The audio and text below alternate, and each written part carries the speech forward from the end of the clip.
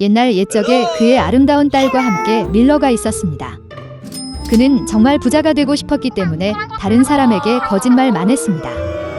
사람들은 이것을 좋아하지 않았고 젊은 왕에게 밀러에 대해 불평했습니다. 왕은 밀러에게 교훈을 주기로 결정하고 그를 성으로 불렀습니다.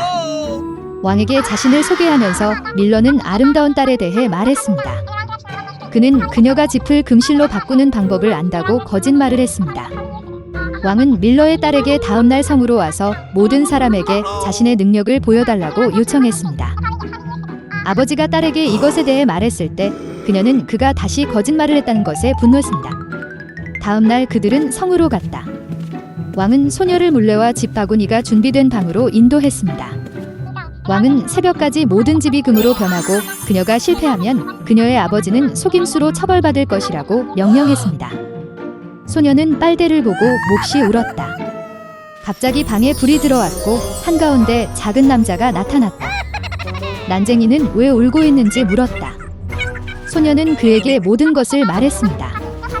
어린 남자는 도와주겠다고 했지만 그 대가로 소녀의 목에 걸 수 있는 목걸이를 달라고 했으니 닙닙스닙닙닙스닙사. 그녀는 동의했습니다. 그리고 난쟁이가 일하기 시작했습니다. 그가 모든 빨대를 금으로 바꾸자마자 작은 남자는 갑자기 사라졌습니다. 아침이 왔다. 왕은 방으로 들어갔고 그가 본 것을 보고 놀랐습니다.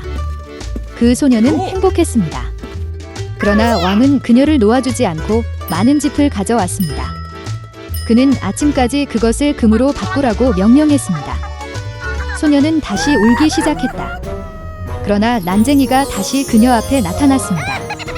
이번에 그는 어머니가 그 소녀에게 준 귀중한 반지를 대가로 요청했습니다. 드워프는 반지를 잡고 빨대를 돌리기 시작했습니다.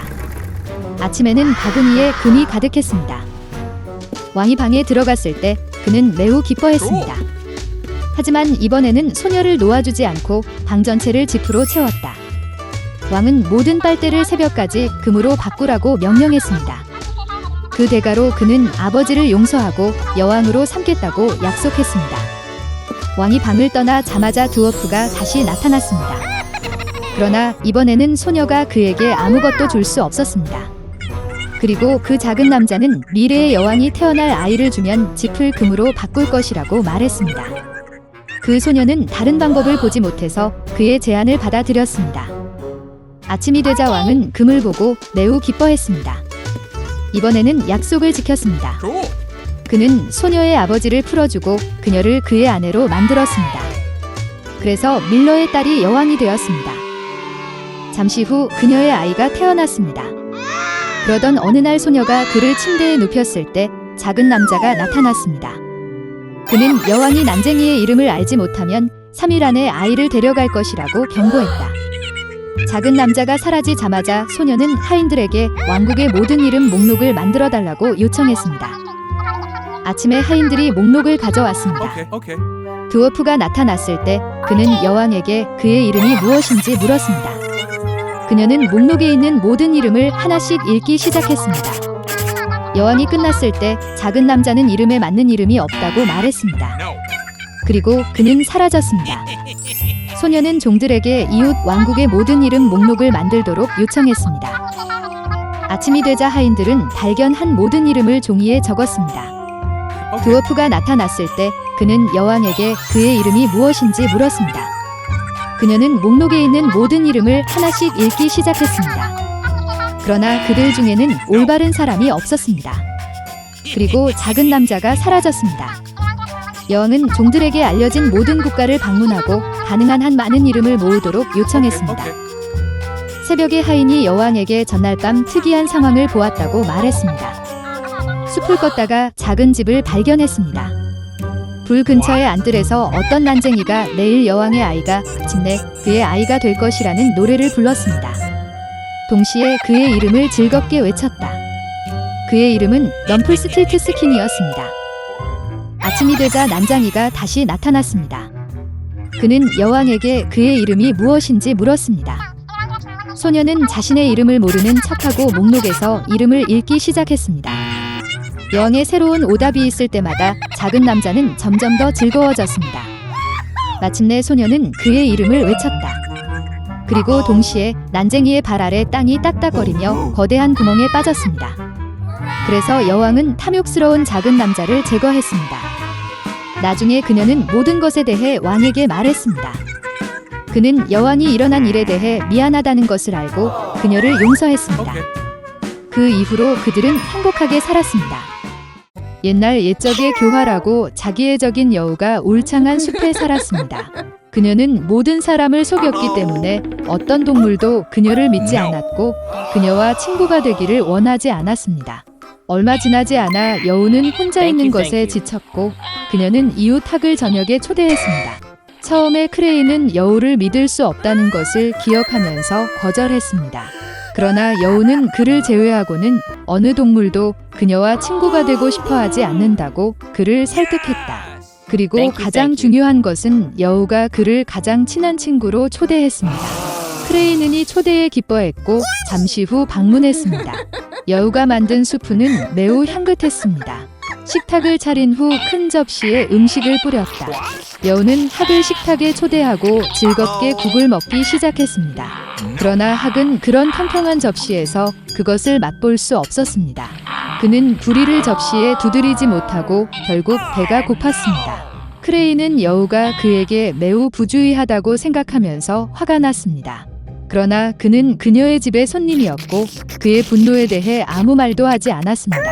한편 여우는 수프를 마지막 한 방울까지 끝냈다. 학이 곧 떠날 것을 보고 그녀는 그가 저녁 식사를 좋아하는지 믿지 않고 물었다. 학은 정중하게 작별 인사를 하고 배가 고파서 집으로 돌아갔다. 잠시 후 크레인은 여우에게 좋은 교훈을 주기로 결정했습니다. 그는 여자친구에게 가서 정중하게 저녁 식사에 초대했습니다. 미선은 제안에 매우 만족했고 동의했습니다. 저녁 식사를 준비한 크레인은 자신과 여우를 위해 2개의 크고 좁은 주전자를 꺼냈습니다. 그는 식탁을 차리고 음식을 주전자에 담았습니다. 이때 여우가 왔다. 그녀는 매우 배가 고팠습니다. 학이 손님을 테이블로 초대했고 친구들은 저녁을 먹었습니다. 여우는 좁은 용기에서 먹으려고 했지만 용기가 너무 좁아서 아무것도 나오지 않았습니다. 한편 두루미는 긴 부리로 편하게 먹었다. 그가 끝났을 때 그는 여우가 성공적으로 먹지 않는 것을 보았습니다. 크레인이 저녁 식사를 좋아하는지 물었습니다. 그러나 여우는 주전자가 너무 좁고 길어서 아무것도 먹을 수 없다고 대답했습니다. 크레인도 비슷한 대답을 기대하고 있었습니다. 그는 여우에게 접시가 너무 납작해서 배고픈 집을 떠났다는 사실을 상기시켰다. 그리고 그녀는 자신의 실수를 깨달았습니다. 그녀는 이웃에게 너무 부주의하다는 사실이 부끄러웠습니다. 미사는 사과했고 그런 접시에서 그가 먹을 수 없을 것이라고 생각조차 할 수 없다고 말했다. 크레인은 그녀를 용서하고 앞으로는 그들의 차이점을 기억해야 한다고 말했습니다. 이렇게 말하고 손님이 쉽게 저녁을 먹을 수 있는 큰 접시를 가져왔습니다. 작별 인사를 할 때 여우는 아이디어를 얻었다. 그녀는 그가 여우와 쉽게 식사할 수 있도록 크레인에게 주전자 중 하나를 집으로 가져가라고 요청했습니다. 이웃은 이 아이디어를 좋아했습니다. 그는 여우가 자신의 교활함과 독창성을 선행에 사용하면 많은 친구를 갖게 될 것이라고 칭찬했다. 여우와 학은 즐겁게 웃었다. 그들은 그 이후로 가장 친한 친구였습니다. 얼마 후 크레인은 따뜻한 땅으로 향하기 전에 이웃에게 작별 인사를 했습니다. 혼자 남겨진 여우는 지루해졌다. 그러나 그녀는 학의 말을 결코 잊지 않았습니다. 그 이후로 여우는 자신에 대해서만 생각하지 않고 숲의 다른 동물들 사이에서 진정한 친구를 찾았습니다.